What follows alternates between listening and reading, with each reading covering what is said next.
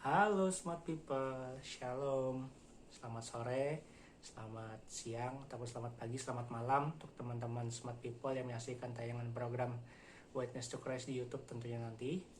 Perkenalkan, nama saya Samuel Panenga. Saya adalah member dari Smart People Smart Life.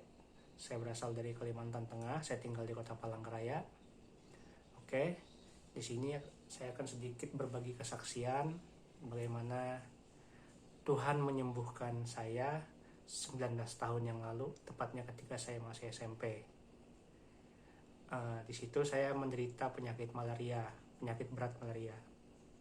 Jadi kalau teman-teman bisa searching di Google atau dimanapun, penyakit malaria itu sebenarnya adalah penyakit yang dampaknya fatal kalau tidak cepat disembuhkan. Jadi saya terkena penyakit malaria itu 1 minggu sebelum saya hendak melakukan ujian praktek sekolah. Jadi waktu saya SMP dulu, sebelum ujian kelulusan nasional, sekolah itu mewajibkan harus mengikuti ujian praktek. Awal pertama saya terkena penyakit malaria, gejala biasa-biasa saja, seperti demam, terus badan panas, seperti gejala normal pada umumnya. Tapi lambat laun saya ngerasa ada yang tidak beres dengan badan saya, di mana panas badan saya semakin bertambah. Saya sudah minum obat, tetapi gejala itu menunjukkan fix positif penyakit malaria waktu itu. Jadi ketika saya didiagnosa menderita penyakit malaria, itu membuat saya sempat down. Downnya karena saya itu harus mengikuti ujian praktek, tapi tidak bisa. Saya cuma bisa ngomong sama Tuhan waktu itu, Tuhan tolong sembuhkan saya. Saya minta ampun kalau saya ada salah, apapun yang saya lakukan. Jadi biasakan ketika waktu SMP, sedikit kilas balik ya teman-teman. Waktu SMP itu saya orangnya bisa dibilang nakal juga ya. Saya rajin ke gereja juga ya, tapi saya masih banyak melakukan kenakalan yang istilahnya tuh kalau kita bahasakan rohani ya, semacam kayak mendukakan hati Tuhan lah. Tapi di situ tuh Tuhan memberi saya pelajaran, artinya bahwa ketika kamu masih muda, tidak selamanya kamu merasa tubuhmu tuh kuat. Di suatu saat Tuhan akan menghajar kamu, dan dengan ajaran didikan Tuhan itu membuat kamu akan sadar bahwa kamu perlu mencari Tuhan. Singkat cerita, ketika saya sudah menderita penyakit malaria, saya cuma bisa tidur, bergerak pun tidak banyak aktivitas karena kepala pusing. Dimana-mana malaria itu pasti menyerang kepala. Karena penyakit malaria itu adalah penyakit yang penyakit yang sangat dihindari untuk orang yang pertama kali berkunjung ke Kalimantan, dimana itu adalah penyakit yang cuma ada di iklim tropis. Nah, waktu itu saya sudah tidak bisa badan sudah posisi tidak mengenakan sama sekali, makannya muntah, terus di bagian perut saya komplikasi dengan asam lambung, dan itu adalah penyakit malaria yang pernah saya alami terlama dan sekaligus terakhir. Sampai sekarang puji Tuhan saya tidak pernah mengalami lagi. Tapi setelah itu reaksi penyembuhan penyakit malaria itu lumayan lama, 1 minggu, kurang lebih hampir 10 hari saya baru bisa sembuh. Tapi setelah 10 hari itu saya harus beradaptasi lagi supaya badan saya normal. Karena sekali lagi penyakit malaria tadi setelah sembuh tidak langsung terlihat sehat. Tidur pun susah, saya harus dibantu dengan obat tidur supaya bisa tidur. Karena memang benar penyakit malaria sekali lagi itu menyerang ke otak. Karena kalau tidak cepat ditangani, ada juga yang bisa membuat orang itu jadi gila gitu. Oke. Waktu itu saya ketika posisi sakit ya teman-teman ya, saya merasa badan saya nggak enak. Terus ketika posisi tidur pun saya sempat kayak ada manifestasi diserang oleh roh jahat melalui mimpi, membuat saya berhalusinasi seperti ada diserang oleh orang yang berusaha untuk masuk ke rumah, tapi mereka tidak bisa.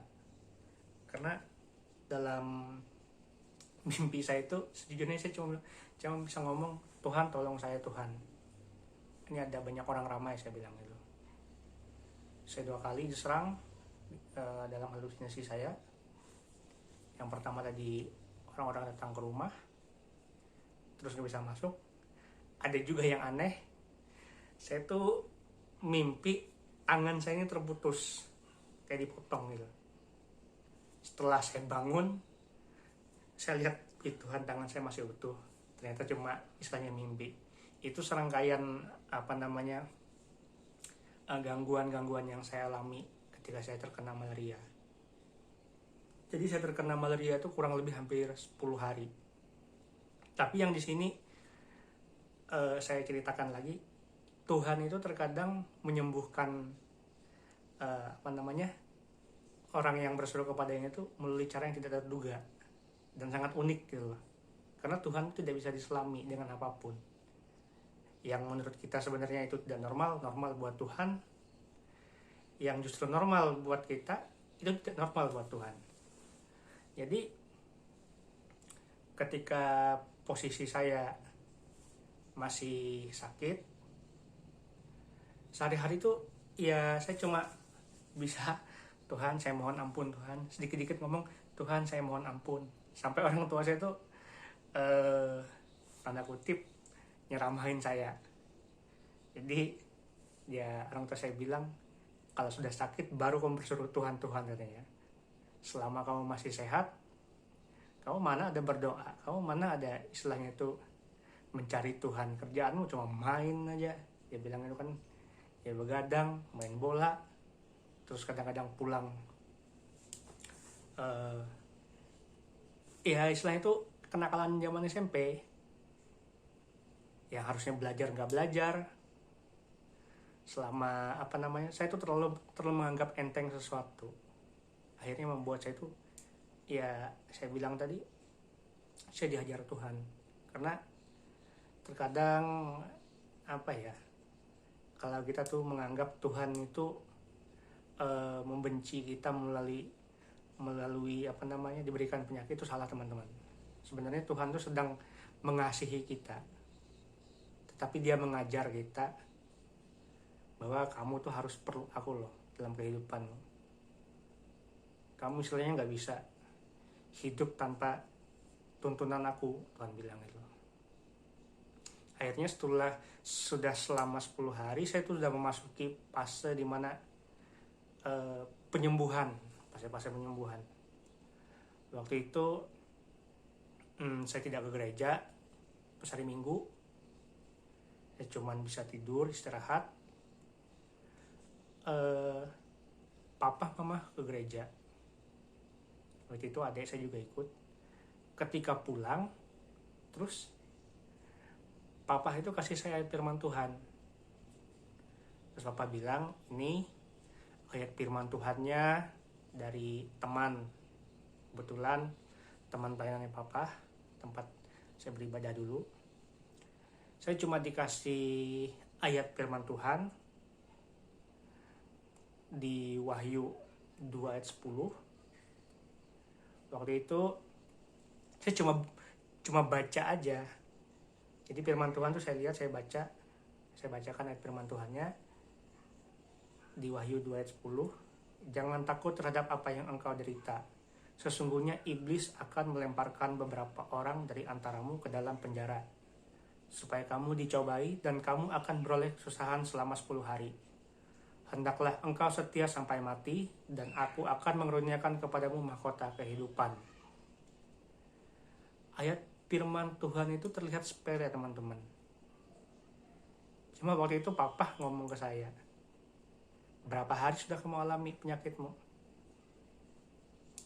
Belum pak, saya bilang kan masih kurang lebih hampir jalan 7 kalau nggak salah, seingat saya ya, 7 apa 6 gitu.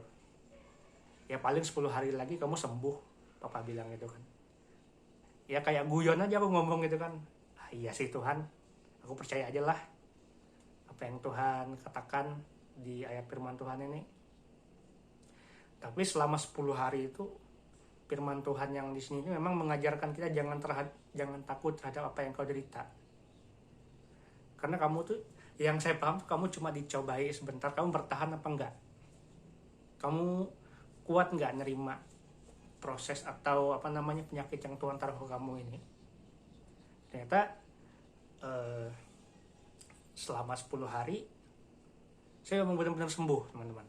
Saya sembuh, di hari ke-10 saya sembuh. Tapi berjalannya 10 hari itu prosesnya tidak gampang. Karena saya harus melawan yang namanya rasa tidak enak dalam tubuh saya harus berjuang dengan minum obat. Waktu itu saya tidak disuntik, saya cuma minum obat muntah saya minum lagi. Maksudnya ketika saya muntah obat itu saya harus paksa buat minum, pokoknya saya harus sembuh. Saya bilang saya punya tujuan Tuhan, saya bilang saya harus ujian adalah Tuhan, saya bilang itu kan. Gak apa-apa Tuhan, bilang walaupun istilahnya saya telat.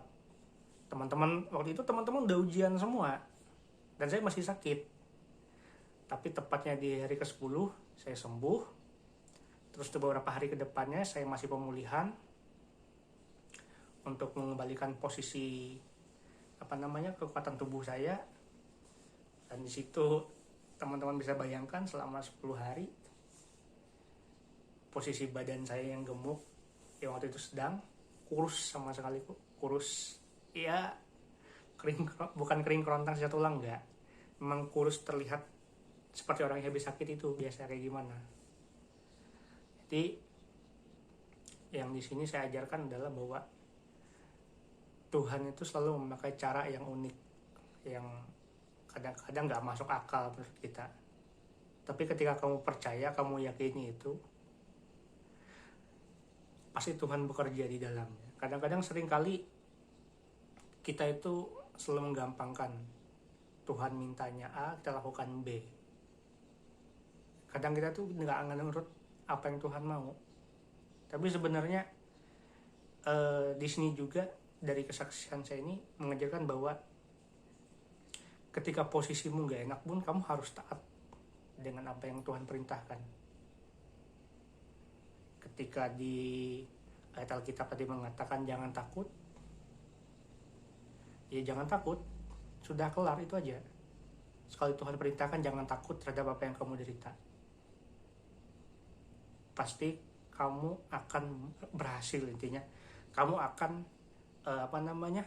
kamu akan lewat dari masa-masa pencobaan itu hanya selama 10 hari. Terus di akhirnya itu kan ada ayat, ada kalimat, hendaklah engkau setia sampai mati dan aku akan menurunkan kepadamu mahkota kehidupan. Terlihat simpel teman-teman kata-katanya, tapi maknanya dalam.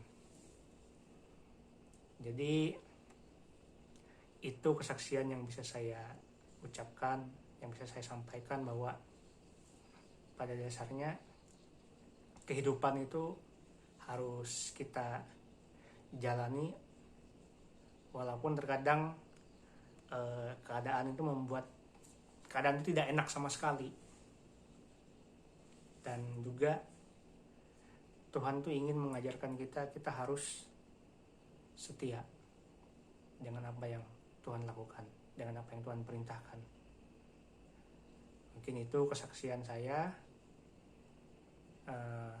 singkat, dan semoga bisa memberkati smart people dimanapun berada yang mendengarkan. Bahwa intinya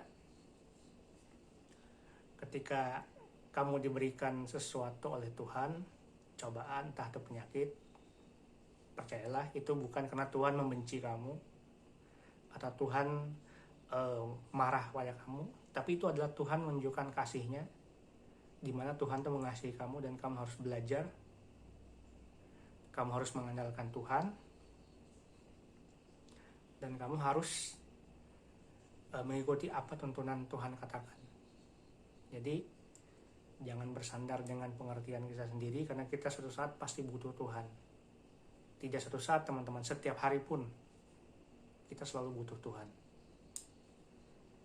Cukup sekian kesaksian dari saya, kiranya bisa memberkati. Tuhan Yesus memberkati. God bless.